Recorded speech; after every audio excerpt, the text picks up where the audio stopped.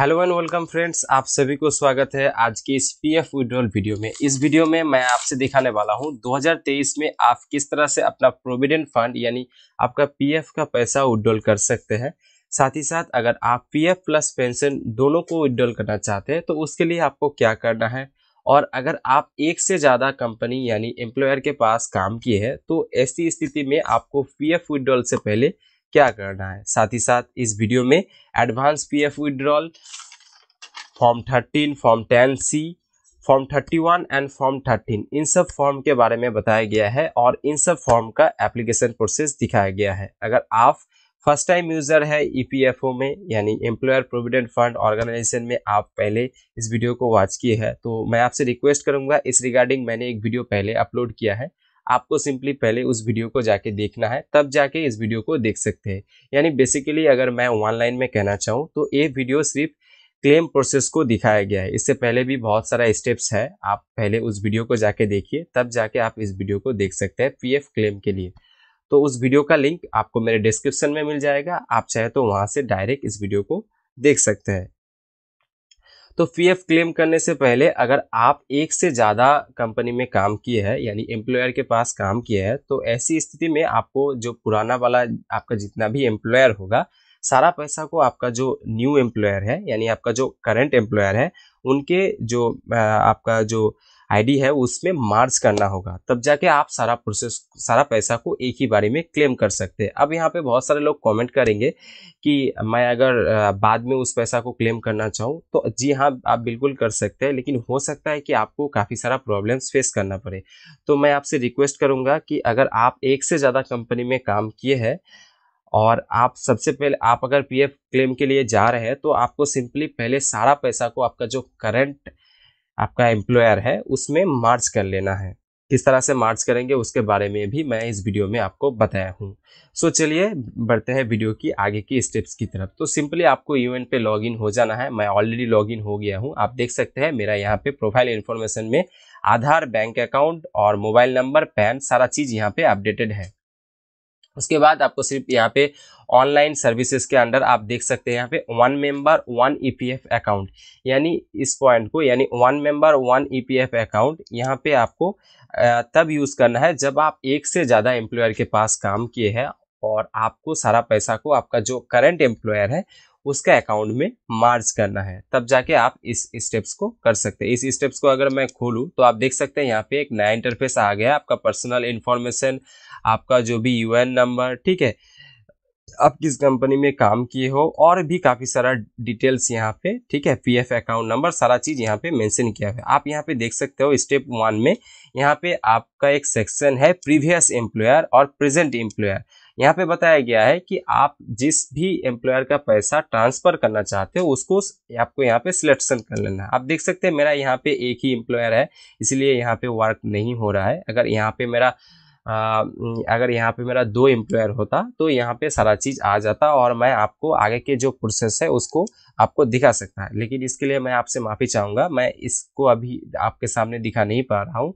अगर इस तरह का वीडियो आता है तो आपको मेरे यूट्यूब चैनल पे मिल जाएगा। तो सिंपली आपको यहाँ से आपका आपका जो प्रीवियस एम्प्लॉयर है उसको सिलेक्शन करने के बाद यहाँ पे गेट डिटेल्स करना है। फिर उसके बाद आपका आधार ऑथेंटिकेशन होगा, देन आपको यहाँ पे और कुछ स्टेप्स आएगा, आप सिंपली उसको इजीली कर लेंगे। देन आपका यहाँ पे सक्सेसफुल मैसेज आ जाएगा कि आपका जो प्रोविडेंट आपका जो पिछला एम्प्लॉयर है उसका पैसा आपका जो करंट एम्प्लॉयर है उस वाले पैसा में यानी उस वाले अकाउंट में मार्च हो गया है।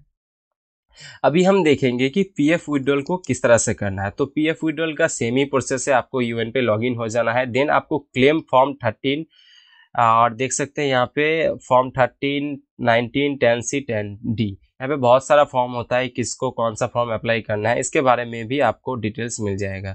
तो सिंपली मैं यहाँ पे क्लिक कर देता हूँ और क्लिक करने के बाद ही आपके सामने एक नया इंटरफेस आ जाएगा। आप यहाँ पे देख सकते हैं एक नया इंटरफेस आ गया है। आपको सामने यहाँ पे आपका जो मेंबर डिटेल्स है वो कुछ इस प्रकार आ गया है। आपको यहाँ पे अपना बैंक अकाउंट नंबर को एंटर करके वेरीफाई करना है। मैं आपके जानकारी के लिए बता दूं, आप जिस भी बैंक अकाउंट को केवाईसी अपडेट के लिए दिए हैं आपको सिंपली वही बैंक अकाउंट यहाँ पे एंटर करने के बाद वेरीफाई करना है। KYC किस तरह से करना है इसका वीडियो आपको डिस्क्रिप्शन में मिल जाएगा। तो यहाँ से आपको अपना जो आप KYC के लिए अपडेट करने के लिए आपका बैंक अकाउंट नंबर दिए है, आपको सिंपली उससे एंटर करना है। देन आपको सिंपली यहाँ पे वेरीफाई बटन पे क्लिक करना है और वेरीफाई पे क्लिक करते ही आपके सामने एक नया इंटरफेस आ जाएगा। आपको सिंपली यहाँ पे यस कर देना है और यस करते ही आपको यहाँ पे प्रोसीड फॉर ऑनलाइन क्लेम आपको सिंपली यहाँ पे क्लिक कर देना है। आपको बता दूं यहाँ पे डेट ऑफ ज्वाइनिंग और डेट ऑफ लीविंग यहाँ पे अपडेटेड है। अगर आपका अपडेटेड नहीं है तो आपको सिंपली इसे अपडेट कर लेना है। किस तरह से अपडेट करेंगे उसका भी वीडियो मैं अपलोड कर दूंगा। तो यहाँ पे मेरा ऑलरेडी अपडेट है। मोस्ट ऑफ द केसेस में यहाँ पे अपडेटेड हो जाता है। अगर आप जॉब को क्विट कर दिए हैं तो यहाँ पे अपडेटेड हो जाता है। अगर नहीं होता है तो आप अपने एम्प्लॉयर को बोल सकते हैं कि वो इसका अपडेट करे। अगर नहीं करता है तो आप ऑनलाइन ही इसको अपडेट कर सकते हैं। तो यहाँ पे आपको याद रखना है कि आपको डेट ऑफ ज्वाइनिंग और डेट ऑफ लीविंग यहाँ पे मेंशन होना चाहिए, तब जाके ही आप इसको क्लेम कर सकते हैं। मैं यहाँ पे फिर से मार्क कर देता हूँ, डेट ऑफ ज्वाइनिंग और डेट ऑफ लीविंग यहाँ पे मेंशन होना चाहिए, तब जाके आप क्लेम कर पाएंगे। अगर इनमें से कोई भी पॉइंट मिसिंग है तो आप शायद हो सकता है कि आप क्लेम ना कर पाए। और इसके बाद यहाँ पे एक ऑप्शन दिया गया है I want to apply for, आप किस लिए यहाँ पे अप्लाई कर रहे हैं। तो यहाँ पे सिंपली अगर आप क्लिक करेंगे तो आपके सामने बहुत सारा ऑप्शन आ जाएगा। आप देख सकते हैं, मैं यहाँ पे मार्क कर दे रहा हूँ। यहाँ पे बहुत सारा ऑप्शन आ गया है। ओनली पीएफ विड्रॉल फॉर्म 19, यानी फॉर्म 19 को आप सिर्फ आपका जो पीएफ फंड के लिए पैसा है उसके लिए क्लेम कर सकते हैं। उसके बाद यहाँ पे है फॉर्म 10C, इसको आप आपका जो पेंशन फंड के लिए पैसा है, ओनली पेंशन फंड के लिए पैसा है, उसके लिए क्लेम कर सकते हैं। इसके बाद है स्कीम सर्टिफिकेट, उसके बाद है एडवांस पीएफ विड्रॉल। तो एडवांस पीएफ विड्रॉल बेसिकली उस टाइम यूज किया जाता है जब कोई एम्प्लॉयर किसी कंपनी में काम कर रहा है और उसको अर्जेंट मनी का रिक्वायरमेंट्स है, यानी कि वो अभी जॉब कंटिन्यू कर रहा है और उसका जो प्रोविडेंट फंड में पैसा है उसको अभी चाहिए। तो इसके लिए उस पर्सन को पीएफ एडवांस विड्रॉल को अप्लाई करना है। आई होप कि आपको पीएफ एडवांस विड्रॉल का जो फॉर्म है वो आपको क्लियर हो गया है। यानी इसको हम तब यूज में लेते हैं जब जाके पर्सन वर्किंग होता मतलब कंपनी में वर्किंग कर रहा है पर उसका पीएफ का फंड उसको इमीडिएट चाहिए, तब जाके आप पीएफ एडवांस यानी फॉर्म 31 को सिलेक्ट कर सकते हैं। लेकिन यहाँ पे जो मेरा केस है ये ऑलरेडी जॉब को क्विट कर दिया है और उसके बाद यहाँ पे आप पीएफ और पेंशन यानी फॉर्म 19 और फॉर्म 10C दोनों का लिए क्लेम करना चाह रहे हैं, यानी आप पीएफ बैलेंस और पेंशन विड्रॉल। तो सिंपली आपको यहाँ पे सबसे पहले पीएफ विड्रॉल के लिए क्लेम कर देना है, यानी फॉर्म 19 को सिलेक्शन करके उसके बाद आपको ओनली पेंशन के प्रोसेस की तरफ बढ़ना है। इसके बाद आपको सिंपली पीएफ क्लेम के लिए आपको सिंपली यहाँ पे आप देख सकते हैं यहाँ पे I want to apply for, अगर आप इस बॉक्स पे क्लिक करेंगे तो आपके सामने एक नया इंटरफेस आएगा। आपको यहाँ पे only PF withdrawal form 19 select करना है। मैंने आपको पहले ही बताया कि सबसे पहले आपको पीएफ विड्रॉल यानी फॉर्म 19 को फिल करना है, देन आप पेंशन यानी फॉर्म 10C को फिल कर सकते हैं। तो सिंपली आपको यहाँ पे फॉर्म 19 को सिलेक्ट करना है और सिलेक्ट करते ही आपके सामने एक नया विंडो आ जाएगा। आप देख सकते हैं यहाँ पे और भी काफ़ी सारा ऑप्शन यहाँ पे खुल गया है। यहाँ पे बोला गया है अपलोड फॉर्म 15G, उसके बाद एम्प्लॉय एड्रेस, यहाँ पे लोकेलिटी, स्ट्रीट नेम, स्टेट और काफ़ी सारा इन्फॉर्मेशन यहाँ पे फिल करने के लिए बोला गया है। इसके बाद पिन कोड, यहाँ पे अपलोड स्कैन ऑफ चेकबुक और पासबुक यहाँ पे अपलोड करने के लिए बोला गया है। आप नीचे की साइड यहाँ पे कुछ टर्म एंड कंडीशन दिया हुआ है, आपको सिंपली इसे चेक करना है। तो यहाँ पे जो पॉइंट है फॉर्म 15G, तो बेसिकली यहाँ पे जो बोला गया है फॉर्म 15G, इसको किसके लिए मैंडेटरी है और किसके लिए मैंडेटरी नहीं है, चलिए हम इसको जान लेते हैं। तो बेसिकली फॉर्म 15G दो कंडीशन में अप्लाई नहीं होता। अगर आपका एम्प्लॉय शेयर और एम्प्लॉयर शेयर 50,000 से कम है, मैं फिर से लाइन को रिपीट कर रहा हूँ, अगर आपका एम्प्लॉय शेयर और एम्प्लॉयर शेयर यानी इन दोनों को पीएफ कहा जाता है, तो सिंपली अगर आपका पीएफ बैलेंस, मैं पेंशन की बात नहीं कर रहा हूँ, ओनली पीएफ बैलेंस आपके स्क्रीन के सामने आ रहा है, अगर 50,000 से कम है तो ऐसी स्थिति में आपको फॉर्म 15G फिल करने का कोई ज़रूरत नहीं है। और एक कंडीशन है, अगर आप टोटल 5 इयर्स यानी 5 साल से ज़्यादा आप सर्विस दिए हैं, तब जाके आपको फॉर्म 15G फिल करने का कोई ज़रूरत नहीं है। दो कंडीशन है, अगर आपका पीएफ बैलेंस यानी employee share plus employer share total 50,000 से कम है तब, और सेकंड है अगर आप 5 साल से ज़्यादा सर्विस दिए हैं। इन दोनों केस में आपको फॉर्म 15H फिल करने का कोई ज़रूरत नहीं है। तो अभी आप लोग कमेंट कर सकते हैं किसको फिल करने का ज़रूरत है, किसको नहीं फिल करने का ज़रूरत है। तो बेसिकली अगर आप मान के चलिए, अगर आपका पीएफ बैलेंस यानी employee share plus employer share 1 lakh रुपए है और आप 5 साल से कम सर्विस दिए हैं, तब जाके आप यहाँ पे फॉर्म 15H को फिल कर सकते हैं।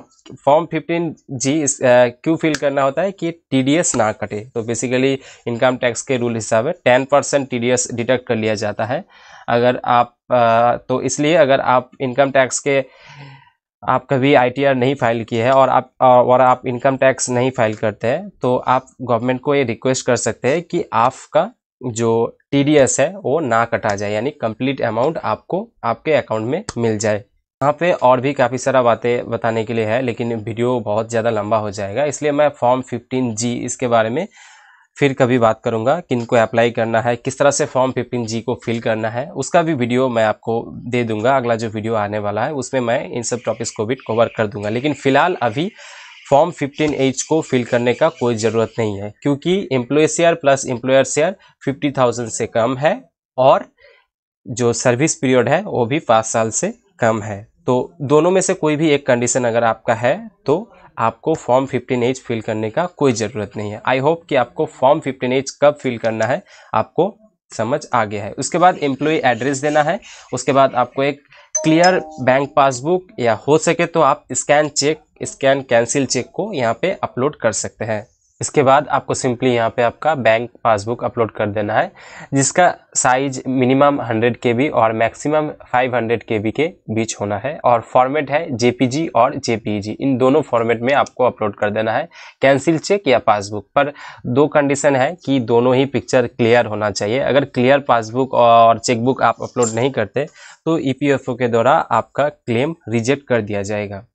इसके बाद सिंपली आपको यहाँ पे एक्सेप्ट करना है, उसके बाद गेट आधार OTP इस वाले बटन को क्लिक करना है। इतना करते ही आपके आधार रजिस्टर्ड मोबाइल नंबर पे एक OTP आएगा, आपको सिंपली उस OTP को यहाँ इनपुट करने के बाद validate OTP and submit claim form पे क्लिक कर देना है।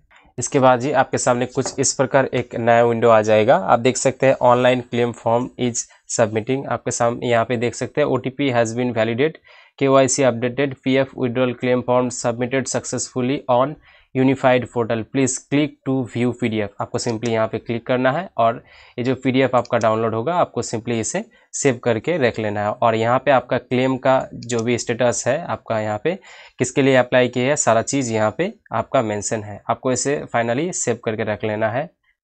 और अब हम देखेंगे कि किस तरह से पेंशन विड्रॉल किया जाता है। तो सिंपली आपको फिर से ऑनलाइन सर्विसेज में आना है, फिर से आपको क्लेम फॉर्म 31 पे क्लिक करना है और क्लिक करते ही आपके सामने फिर से वही वाला पेज ओपन हो जाएगा। चलिए देख लेते हैं। आपको फिर से यहाँ पे अपना बैंक अकाउंट नंबर ऐड करके वेरीफाई पे क्लिक करना है और बिल्कुल उसी तरह से I want to apply for इस वाले सेक्शन में आके only pension withdrawal form 10C को सिलेक्ट करना है। उसके बाद आपके सामने फिर से नया इंटरफेस आ जाएगा। यहाँ पे एम्प्लॉय एड्रेस को फिल कर देना है, उसके बाद यहाँ पे आपका बैंक पासबुक और चेकबुक फिर से अपलोड कर देना है, और यहाँ पे टर्म एंड कंडीशन को रीड करने के बाद आपको फिर से आधार OTP से वैलिडेट कर से 8 दिन मिनिमम टाइम लगता है आपका प्रोविडेंट फंड और पेंशन का पैसा आपके खाते में आने में। और इसके लिए आपको अगर आप स्टेटस चेक करना चाहते हैं उसके लिए भी मैं आपको बता देता हूँ किस तरह से आप इसका स्टेटस चेक करेंगे। सो यहाँ से सिंपली आपको कट कर देना है और कट करने के बाद फिर से ऑनलाइन सर्विसेज पे आना है। यहाँ पे ट्रैक क्लेम स्टेटस आपको सिंपली यहाँ पे क्लिक करना है। उसके बाद आप देख सकते हैं यहाँ पे आपका जो भी स्टेटस रहेगा आपके सामने मेंशन कर दिया है। अगर आपका क्लेम ट्रांसफ़र होता है, अगर आपके खाते में आता है या किसी कारण रिजेक्ट होता है तो उसका भी अपडेट आपको यहाँ पे मिल जाएगा। आई होप कि इस वीडियो से आपको काफ़ी इन्फॉर्मेशन मिली है। आपको मैं कहना चाहूँगा अगर आपसे किसी भी तरह का क्वेरीज है अभी भी तो आप कमेंट सेक्शन में कमेंट कर सकते हैं।